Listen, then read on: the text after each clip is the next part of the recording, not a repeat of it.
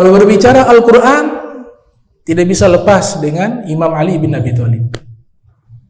Kenapa demikian? Kalau kita baca sejarah, kitab-kitab sejarah yang mengajarkan ilmu tajwid, idgham bigunna, ikhfa, iklab, dan seterusnya, itu sebenarnya sanadnya kepada Imam Ali bin Abi Thalib. Ada seorang ulama bernama Syekh Al-Imam Al-Jazari dalam kitabnya At-Tamhid fi Ilmi Tajwid. Di dalam kitab tersebut ada seseorang datang menemui Imam Ali bin Abi Thalib bertanya tafsir ayat warattilil Qur'ana tartila. Bacalah Al-Quran dengan tartil. Apa maknanya wahai Amirul Mukminin Al-Imam Ali bin Abi Thalib? Maka beliau merespon dan menjawab, maknanya adalah tajwidul huruf wa ma'rifatul wukuf. Tajwid huruf memperbagus bacaan huruf Al-Quran dan mengetahui kapan berhentinya membaca Al-Quran. Dari ucapan tersebut sudah ada isyarat nama ilmu tersebut. Apa? Tajwid. Imam Ali sudah mengatakan tajwidul huruf yang menunjukkan makna tajwid. Jadi para ahli qurra, para ahli qiraah, kalau kita riwayatnya Asim Hafiz, Ibnu Amir, Al-Kisai, karena qiraah sab'ah, itu hampir semua sanadnya bersambung kepada Imam Ali bin Abi Thalib. Hampir semuanya bersambung kepada Imam Ali bin Abi Thalib. Dan itu dari sisi ilmu qiraah, ilmu membaca Al-Quran. Belum lagi tentang harokat-harokat di dalam Al-Quran. Ada fathah, ada kasroh, ada dhamma, ada sukun, ada titik. Zaman dulu Al-Quran tidak ada semua ini. Titik tidak ada, harokat tidak ada. Sebagian ulama mengatakan, seperti Imam Zahabi mengatakan, Al-Imam Khalil bin Ahmad Al-Farahidi yang lahir tahun 100 Hijriah, wafat 170 Hijriah, beliau orang pertama yang membuat harokat menurut Az-Zahabi. Kemudian yang membuat titik itu Imam Ali lewat Abu Aswad Ad-Du'ali. Nah, yang menarik, sanad ilmunya ini bersambung kepada siapa? Imam Ali bin Abi Thalib.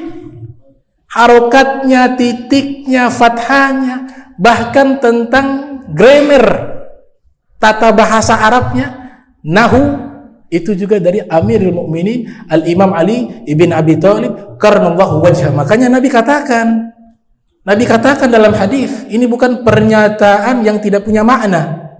Apalagi ini dikatakan oleh Imam Al-Hakim yang lahir tahun 321 Hijriah, wafat 405 Hijriah. Hadis ini isnaduhu sahihun, sanadnya sahih. Dan yang menjadi saksi mata adalah Ummu Salamah. Ummu Salamah mengatakan Rasul bersabda, Ali ma'al Qur'an wal Qur'an ma'ahu la yaftarikani hatta yarida alayya al-haud. Nabi katakan apa? Imam Ali bersama Al-Quran dan Al-Quran senantiasa bersamanya. Keduanya tidak akan pernah terpisah sampai menemui aku di telaga, kata Nabi Muhammad SAW. Makna tidak pernah terpisah emang demikian. Karena Al-Quran itu sampai kepada kita saat ini jasa daripada Al-Imam Ali bin Abi Thalib. Kalau tidak ada beliau dengan ilmu beliau, maka kita tidak tahu baca itu Al-Quran. Karena dia gundulnya bukan hanya hilang harokat, titik juga hilang. Kalau titiknya hilang, kita tidak bisa bedakan mana ba, mana ta, mana ja, mana kho. Itu semua ada titik. Makanya beliau isyaratkan, saya adalah nuqtah tahta ba. Saya adalah titik yang ada di bawah ba. Kenapa yang ditunjuk ba? Karena seluruh isi Al-Quran, kata Imam Fakhruddin Ar-Razi, terangkum di bawah titik yang ada di huruf ba, di kalimat Bismillahirrahmanirrahim. Kata Imam Ali, itu saya. Titik yang ada di bawah ba itu saya. Itu dari sisi ilmu Al-Quran. Makanya Al-Quran gak bisa pisah dengan Imam Ali bin Abi Thalib. Qala Imam Bukhari dalam satu riwayat, beliau mengatakan, sayati zamanun la yabqa minal Qur'ani illa rasmuh. Akan datang satu zaman tidak tersisa Al-Quran kecuali hanya tulisan. Para ulama seperti Ibnu Hajar Al-Haythami dalam kitabnya As-Sawa'iqul Muhriqah mengatakan, kalau mau tahu Al-Quran itu hilang, lihat. Kalau zuriyah Nabi sudah tidak ada, hilang itu Al-Quran. Kalau masih ada zuriyah Nabi, masih ada Al-Quran. Zuriyah Nabi sudah tidak ada, Al-Quran sudah tidak ada. Itu yang dimaksud alim Al-Quran. Makna alim Al-Quran juga dengan turunannya. Itu kata Imam Ibnu Hajar Al-Haytami dalam kitab As-Sawa'iqul Mukhriqah. Kemudian ilmu-ilmu lainnya, wah, ilmu tasawuf, ilmu yang membawa seorang hamba dekat dengan Allah karena dibersihkan hati, jiwanya, sanubarinya. Seorang ahli hadis dan seorang sufi bernama Sayyid Ahmad Al-Ghumari. Beliau punya kitab berjudul Al-Burhanul Jali. Kitab itu menunjukkan bukti-bukti secara ilmiah bahwa hampir seluruh, saya tidak katakan seluruhnya karena ada beberapa tarekat, tapi hampir seluruhnya tarekat para sufi, Naskabandiyah, ini ada yang mengatakan jalurnya Sayyidina Abu Bakar, tapi yang lainnya Qadiriyah, Saziliyah, Alawiyah, ya, dan masih banyak juga Zankiyah, Sahrawardiyah, masih banyak tarekat-tarekat yang jumlahnya banyak. Hampir seluruhnya sanadnya bersambung kepada Imam Ali bin Abi Thalib. Itu dijelaskan oleh Sayyid Ahmad Al-Ghumari dalam kitabnya Al-Burhanul Jali. Dan yang luar biasa, Ibnu Arabi, Muhyiddin Ibnu Arabi, yang lahir tahun 560 Hijriah, dalam kitabnya Futuhatul Makkiyah, beliau mengatakan seluruh ilmu yang Allah ciptakan, Allah berikan kepada Nabi Muhammad. Seluruh ilmu, sallallahu alaihi wasallam. Itu kan isyarat di dalam Burdah. Wa kulluhum min rasulillahi multamisun garfan minal bahri aw rashfan minad diyami. Wa waqifuna ladaihi inda haddihim min nuqtatil ilmi aw min syaqlatil hikami. Fahuwa alladhi tamma ma'nahu wa suratuhu summa astafahu habiban bari'u nasami munazzahun an syarikin fi mahasinihi fajawharul husni fihi ghairi munqasimi da'mad da'at nasara fin nabihim wahkum bima syi'ta madhan fihi wahtakimi wansub ila dhatihi ma syi'ta min syarafin wansub ila qadrihi ma syi'ta min izami fa inna fadla rasulillah laisa lahu haddun fayubira anhu natiqun bifami. Itu luar biasa. Kesimpulan daripada syair tersebut, Imam Busiri mengatakan seluruh ilmu yang dimiliki oleh para rasul itu mereka mengambil setitik dan setetes ilmunya Nabi Muhammad. Dan Nabi Muhammad SAW satu-satunya manusia yang Allah berikan kesempurnaan jasad, fisik, akhlak, dan unsur penciptaannya. Munazzahun an syarikin fi mahasini, tersucikan dari tandingan dari ciptaan beliau. Pujilah beliau setinggi-tingginya, asal jangan memuji seperti mengatakan Nabi Muhammad anaknya Tuhan seperti Nabi Isa. Tapi selain daripada itu, kata Imam Busiri, silakan puji sebebas-bebasnya, karena kemuliaan beliau tidak ada batasannya.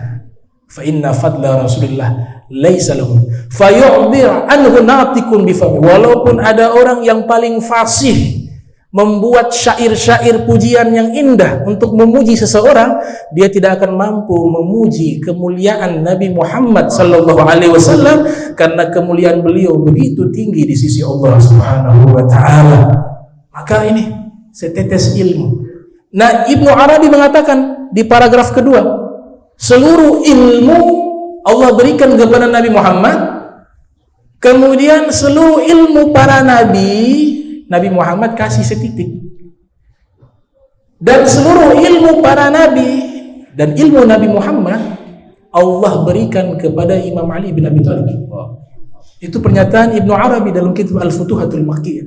Maka inilah yang Nabi maksud di dalam hadis, ana madinatul ilmi wa aliyun babuha faman aradal ilma falyatil baba. Nabi katakan, saya kotanya ilmu, Imam Ali adalah pintunya ilmu. Siapa yang ingin ilmu ini, datangi pintu. Nabi katakan falyatil bab. Hadis ini terjadi perbedaan pandangan di karangan muhadditsun. Kalau Ibnu Zawzi Abu Faraj Abdurrahman Al-Bughdadi, Ibnu Ibnu Zawzi al-Baghdadi, lahir tahun 510, wafat 597. Beliau masukkan hadis ini hadis palsu dalam kitab Al-Mawdu'at, kumpulan hadis-hadis palsu. Beliau masukkan sebagai hadis palsu. Ada yang riwayat kedua mengatakan hadis ini hadisun sahihun, hadis sahih. Itu pendapatnya Al-Imam Al-Hakim dalam kitab Mustadrak yang lahir tahun 321 Hijriah, wafat 405 Hijriah. Kemudian ada yang menengahi, tawassut. Siapa? Al-Imam Suyuti mengatakan hadis ini hadis hasan. Karena ada riwayat yang lainnya yang makna substansinya sama. Nabi katakan, ana darul hikmah wa aliyun babuha. Saya rumahnya hikmah, Imam Ali adalah pintunya hikmah. Nah, ternyata diteliti oleh seorang ulama ahli hadis, As-Sayyid Ahmad Al-Ghumari. Beliau teliti sanadnya, beliau teliti kumpulan matannya, beliau teliti syuruhnya, penjelasan-penjelasannya, dan pada akhirnya beliau mengambil kesimpulan bahwa hadis tersebut, saya adalah kota ilmu dan Imam Ali adalah gerbang ilmu. Beliau simpulkan bahwa hadis ini adalah hadisun sahihun la difa'alah. Ini hadis yang sahih yang tidak ada pertentangan sebenarnya. Dan beliau mengatakan hampir-hampir mutawatir. Mutawatir itu bukan satu orang yang riwayatkan, tapi lebih dari 7 sahabat, 10 sahabat, puluhan sahabat menyaksikan hadis tersebut. Itu pernyataan As-Sayyid Ahmad Al-Ghumari. Maka jelas kalau seluruh ilmu Allah titipkan kepada Nabi Muhammad, Nabi Muhammad bagikan kepada para nabi, dan para nabi dikumpulkan ilmunya, diberikan kepada Imam Ali bin Abi Thalib. Itu yang dikatakan oleh seorang mufassir Mesir, Syekh Mutawali Sya'rawi. Beliau katakan apa? Ilmu langit, murid Nabi Muhammad satu-satunya yang menguasai ilmu langit 100% hanya Imam Ali. Kenapa? Karena Nabi dari kecilnya beliau sudah mensterilkan beliau dari ilmu pengetahuan yang keluar dari wahyu dari kecil. Yang lainnya tahu tuh ilmu-ilmu yang lain, ilmu Romawi, itu Sayyidina Khalid ibnul Walid, ahli di dalam peperangan, siasatul ghazwah, strategi peperangan ahli. Kenapa? Sekolah di Syam, sekolah militer. Sahabat-sahabat yang lain tahu pengetahuan-pengetahuan yang ada di Makkah, yang di luar dari konteks wahyu. Tapi anak ini dipilih oleh Nabi menjadi murid Nabi Muhammad. Sebelum beliau lahir, 2 cahaya itu sudah dipilih oleh Allah. Cahaya Nabi Muhammad, cahaya Imam Ali bin Abi Thalib. Terlahir ke alam dunia, alam realita, Nabi diperintahkan memilih beliau jadi murid terbaiknya. Dari kecilnya tidak pernah beliau maksiat, dijaga, tidak dibiarkan beliau tahu ilmu-ilmu yang berasal dari luar. Yang beliau tahu ilmu yang bersumber dari Nabi Muhammad, dari Allah Subhanahu wa taala. Makanya Syekh Mutawalli Sya'rawi mengatakan ilmu langit 100% hanya dimiliki oleh Imam Ali selain Nabi Muhammad. 100%. Sampai beliau nyatakan, saluni qabla an tafquduni.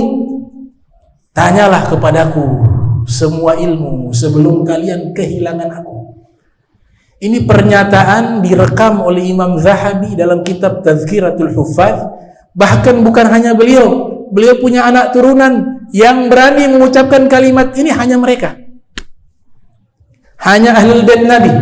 Al-Imam Ja'far Shadiq mengatakan demikian, tanya padaku semua ilmu sebelum kalian kehilangan aku.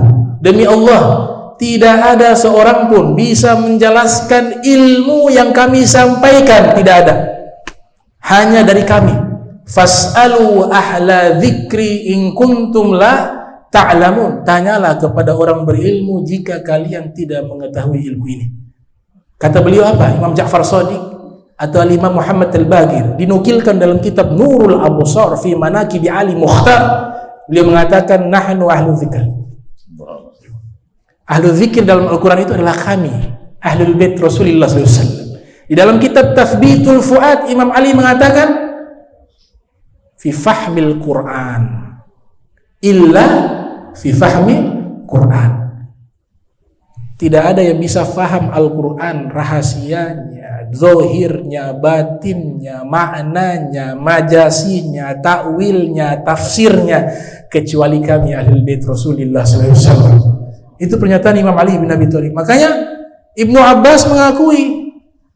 Ibnu Abbas ini kan julukannya Turjamanul Quran. Dan Nabi doakan dalam hadis, Allahumma allimhul Quran. Ya Allah, ajarkan ia Al-Quran. Allahumma faqihu fid din. Berikan ia faqih dalam agamanya. Hampir kitab-kitab tafsir mu'tabarah, tafsir Ibn Katsir, tafsir At-Tabari, tafsir Al-Imam Al-Baghawi, tafsirnya Imam Qurtubi, khususnya tafsir-tafsir yang menggunakan metodologi tafsir bil ma'thur. Itu kebanyakan yang meriwayatkan tafsir-tafsir Al-Quran menggunakan hadis Nabi, itu kebanyakan adalah murid-muridnya Ibnu Abbas. Imam Mujahid, Sa'id bin Zubair, Ikrimah, banyak itu murid-muridnya. Tapi apa yang disampaikan oleh Ibnu Abbas ketika ada yang bertanya, wahai Ibnu Abbas, engkau dengan Imam Ali lebih alim siapa? Ada yang bertanya. Ini diriwayatkan oleh Syekh Yusuf An-Nabhani dalam kitabnya Asy-Syaraful Mu'abbad li Ali Muhammad. Kata Ibnu Abbas, ilmu saya dengan Imam Ali bagaikan satu tetes air seluas lautan di bumi ini. Satu tetes itu saya, lautan itu Imam Ali. Itu pernyataan Ibnu Abbas. Dan disampaikan oleh Syekh Nawawi Al-Bantini dalam kitab Nuruz Zolam. Syekh Nawawi meriwayatkan Ibnu Abbas mengatakan di hadapan murid-muridnya, ini Ibnu Abbas luar biasa, yang datang belajar antri, teriak, mana yang mau belajar fikih, masuk. Selesai yang fikih keluar, mana yang mau belajar tafsir, datang. Mana yang belajar ilmu faraid, antri, semua ilmu dikuasai. Tapi apa yang beliau sampaikan? Beliau katakan, jami'u ma abrastu lakum min tafsir fahuwa min amiril mu'minin Ali bin Abi Thalib. Semua ilmu tafsir yang saya sampaikan kepada kalian, semuanya saya ambil dari Amiril Mu'minin Imam Ali bin Abi Thalib. Itu pernyataan beliau. Makanya Imam Ali mengatakan, saluni qabla an tafquduni. Tanya padaku semua ilmu sebelum kalian kehilangan aku. Demi Allah, tidak ada satu ayat Al-Quran yang turun melainkan saya tahu kapan dia turun. Di siang hari kah atau di malam hari kah? Di dataran tinggi kah atau di dataran rendah kah? Di dalam rumah Nabi kah atau di luar rumah Nabi Muhammad SAW. Makanya jadi satu kitab khusus karya Syekh Khatib Muhammad Ridho. Kitabnya judulnya Saluni Qabla an Tafquduni. Khusus kitab itu mengisi isinya adalah tentang penjelasan-penjelasan ilmu dari Amiril Mu'minin Al-Imam Ali bin Abi Thalib karramallahu wajhah. Di dalam kitab Al-Itqan fi Ulumil Quran karya Imam As-Suyuti yang lahir tahun 849 Hijriah, wafat 911 Hijriah, Ibnu Abbas pernah ditanya satu masalah Al-Quran, kenapa di surat Bara'ah, surat At-Taubah itu tidak bisa diawali dengan baca Bismillahirrahmanirrahim. Ibnu Abbas terdiam. Wallahu a'lam. Tunggu sebentar, saya mau bertanya kepada Imam Ali bin Abi Thalib. Kemudian datang beliau menemui Imam Ali bin Abi Thalib, bertanya, wahai Imam Ali, kenapa di surat Bara'ah tidak bisa dibaca Bismillahirrahmanirrahim di bagian awal? Terlepas dari khilaf, ada yang mengatakan makruh, ada yang mengatakan tidak boleh. Imam Ali menjawab, dan di sini menunjukkan keluasan ilmunya Imam Ali bin Abi Thalib. Bahr minal ilm. Beliau katakan, nazalat Bara'ah bisuyuf wa nazalah Bismillahirrahmanirrahim bil amni. Kenapa tidak bisa baca Bismillah di surat Bara'ah? Karena surat Bara'ah itu Allah turunkan di saat terjadi peperangan. Isinya adalah tentang masalah ghazwah, masalah peperangan. Sedangkan Bismillahirrahmanirrahim Allah turunkan itu isinya membawa keamanan. Gak bisa digabungkan antara keamanan dengan konflik, kontradiktif. Maka jazakallah khairah, kata Ibnu Abbas, terima kasih, saya baru tahu ilmu ini. Itu menunjukkan keluasan ilmu beliau. Nah, ini dari sisi keilmuan Imam Ali dari Al-Qur'annya, tajwidnya, qiraahnya, nahunya, sorofnya, tasawufnya, dan hampir seluruh pada ilmunya. Dan juga ada peristiwa yang menarik. Di tahun 10 Hijriah, di bulan suci Ramadan, Al-Imam Ali bin Abi Thalib mengislamkan satu negara, Yaman. Negara Yaman yang terlahir para ulama di sana, yang terlahir para habaib yang nantinya mereka bermukim di sana. Al-Imam Ahmad bin Isa al-Muhajir berpindah ke sana. Itu yang mengislamkan paling banyak itu Yaman, itu adalah Imam Ali bin Abi Thalib. Tahun 10 Hijriah. Imam Ali bin Abi Thalib waktu mau berangkat ke Yaman, disebutkan oleh Suyuti dalam kitab Tarikhul Khulafa. Imam Ali tawadu, ya Rasulullah, kalau saya dakwah di sana, ada masalah-masalah yang baru, saya tidak tahu ilmunya, kira-kira saya bertanya kepadamu bagaimana? Jauh. Saya takut nanti saya berfatwa keliru. Kalau ada masalah-masalah yang tidak saya ketahui, ini bahasa tawadu. Karena makin orang berilmu, makin merasa dirinya bodoh. La yazalu rajulu aliman ma ta'allama fa idza taraka ilma wa dhanna annahu kad istagna wa iktafa bima 'indahu kana ajhal ma yakun. Senantiasa orang itu berilmu selama dia terus belajar dan merasa dirinya kurang atas ilmu tersebut. Namun jika sudah merasa cukup dengan ilmu yang ia miliki, maka sesungguhnya dia adalah orang yang paling bodoh di atas dunia ini. Beliau katakan begitu. Apa kata Nabi? Tagarrab ya Aimairun. Tagarrab ya Ali. Ayo mendekat wahai Ali. Kemudian Nabi meletakkan tangannya yang mulia di dadanya Imam Ali. Nabi berdoa, Allahumma hdi qalbahu ilal haqq. Ya Allah, berikan hatinya petunjuk selalu menuju kepada kebenaran. Berangkat beliau ke Yaman. Beliau berdakwah. Sebelumnya sudah dikirim oleh Nabi beberapa orang untuk dakwah, tapi tidak berhasil.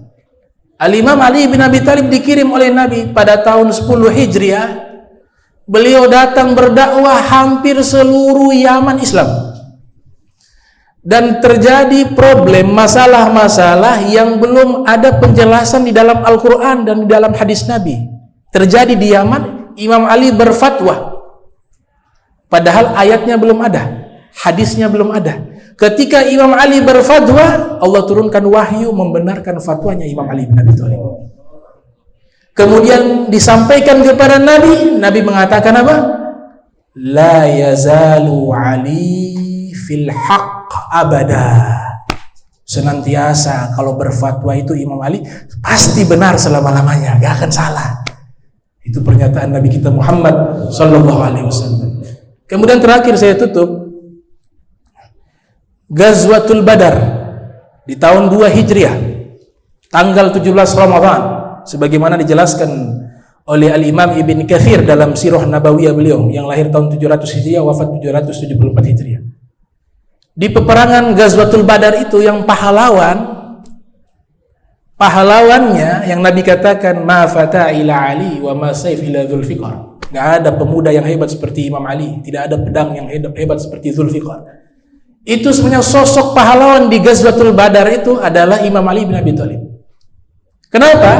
Karena sebelum terjadi peperangan ada duel 1 lawan 1. Imam Ali bersama Sayyidina Hamzah sama Ubaidah bin Haris. Ubaidah bin Haris terluka. Melawan itu namanya Walid, namanya Utbah, namanya Syu'bah atau Syaibah satunya. Imam Ali berduel dengan siapa? Walid bin Utbah. Berhasil beliau dalam duel itu berhasil mengalahkan Walid bin Utbah. Sayyidina Hamzah berhasil mengalahkan musuhnya. Ubaidah bin Haris terjadi duel yang sengit dengan musuhnya, hanya terluka, dalam perjalanan meninggal. Kenapa dikatakan pahlawan pada waktu itu? Karena di saat Imam Ali berhasil mengalahkan Walid bin Utbah, ini adalah tokoh seorang ahli perang, bukan tokoh sembarangan. Orang terkemuka dari bangsa Quraisy, dan mereka yang memilih lawan. Awalnya kaum Ansor mereka menolak, kami mau orang-orang Makkah yang setara dengan kami. Maka Imam Ali maju. Di saat terbunuhnya mereka ini, mentalitas daripada kaum musyrikin jatuh. Mentalnya jatuh. Imam Ali bisa membunuh dengan begitu mudahnya. Bahkan dalam beberapa riwayat, saking kuatnya tebasan pedang beliau itu, ada namanya Ma'arab sama Al-Haris, Al-Gojonya orang Yahudi di Ghazwatul Khaybar, perang Khaybar, itu tingginya 4 meter. Al-Gojo itu 4 meter. Jadi pedangnya saja seperti manusia. Kalau fisiknya 4 meter, itu coba dihitung oleh para ulama Ibnu Asakir, kira-kira 4 meter. Tapi ketika berduel dengan Imam Ali bin Abi Thalib, kedua-duanya mati di tangan beliau. Dan disebutkan dalam riwayat, salah satu dari mereka yang tingginya 4 meter itu hampir terbelah dua. Dibelah oleh Imam Ali bin Abi Thalib. Hampir terbelah dua. Bahkan dindingnya, ya, dia punya pagar, dia punya gerbang itu, gerbang Khaybar, itu tidak bisa didobrak, tidak bisa dihancurkan. Terkecuali Imam Ali bin Abi Thalib, beliau cabut dengan satu tangan. Terlepas itu. Dilempar itu gerbang, diangkat oleh 100 orang laki-laki yang berbadan kekar, untuk menggesernya tidak kuat. Bukan angkat, geser. Tidak kuat. Beliau satu tangan dibuat. Itu diceritakan di dalam Tarikh Dimashq. Ibnu Asakir ceritakan, Imam Suyuti ceritakan di dalam kitab-kitab mereka. Dan di dalam kitab Jami'u Karamatil Auliya karya Syekh Yusuf An-Nabhani, itu Imam Ali tawadu ketika disaksikan oleh banyak manusia keramat beliau, gerbang yang begitu kokoh, tidak bisa dihancurkan, tidak bisa didobrak. Dengan satu tangan beliau jadikan tameng, beliau jatuhkan itu.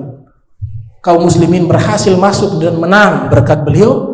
Beliau katakan apa? Ma qala'tu babal Khaybar bi quwwati nafsiniyah, walakin bi quwwati rabbaniyah. Saya lepaskan gerbang-gerbang Khaybar ini, ma qala'tu babal Khaybar bi quwwati nafsi, bukan dari kekuatan saya, tapi ini adalah kekuatannya Allah Subhanahu wa taala. Ini sosok hamba Allah yang hakiki.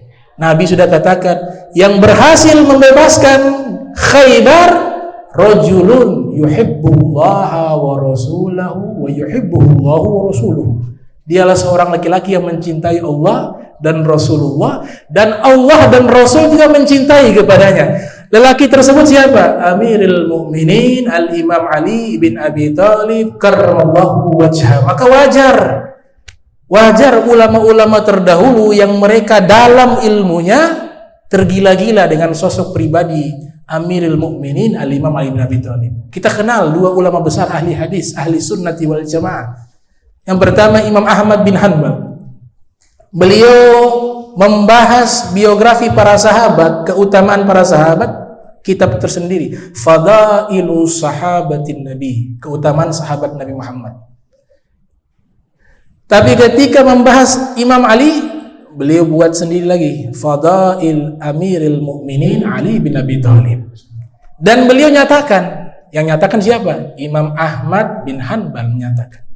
Beliau mengatakan tidak ada riwayat-riwayat hadis yang menunjukkan kemuliaan seseorang yang lebih hebat seperti kemuliaan Imam Ali bin Abi Thalib. Makanya setelah beliau muncul ulama ahli hadis. Al-Imam An-Nasa'i lahir tahun 215 Hijriah, wafat 303 Hijriah, mengarang kitab berjudul Khosais Amiril Mukminin Ali bin Abi Thalib. Akhirnya difitnah beliau mengarang itu kitab, akhirnya hasilnya beliau terbunuh dengan sebab mengarang kitab tersebut. Karena ketika beliau mengarang kitab tersebut, beliau mengatakan saya mau pergi ke Syam. Di Syam itu waktu itu masih ada fanatik kepada Daulah Umayyah yang sangat kontras dengan Bani Hashim, khususnya Imam Ali bin Abi Thalib. Ditanya, wahai ahli hadis, Al-Imam An-Nasa'i, kenapa engkau harus sebarkan kitab ini di Syam? Beliau katakan karena di sana banyak orang yang membenci Imam Ali. Saya ingin tunjukkan kepada mereka bahwa orang seperti ini tidak bisa kita benci. Kalau kita benci, kita celaka. Saya ingin tunjukkan kepada mereka bahwa orang ini adalah orang yang dicintai Allah dan Nabi Muhammad SAW. Jadi saya ingin sadarkan mereka, jangan pernah membenci sosok orang yang bernama Imam Ali bin Abi Thalib. Beliau berangkat ke Syam. Ini diceritakan oleh Imam Zahabi dalam kitab siarnya beliau. Sampai di Syam beliau sebarkan itu kitab-kitab, akhirnya sampai kepada tokoh-tokoh pembela Daulah Umayyah yang membenci Imam Ali bin Abi Thalib dengan turunannya, namanya Nasibi. Nasibi adalah yatadayyanu bi bughdi Ali bin Abi Thalib wa zurriyatihi. Mereka beragama Islam tapi membenci Imam Ali dan turunannya. Itu namanya Nasibi. Dapat itu kitab, ditanya siapa yang mengarang? Ada ulama hadis namanya Al-Imam An-Nasai. Maka mereka keroyok beliau, diinjak-injak sampai sekarat. Dalam keadaan sekarat, beliau wasiatkan dikuburkan di Baitul Maqdis. Sebagian ulama mengatakan di Makkah.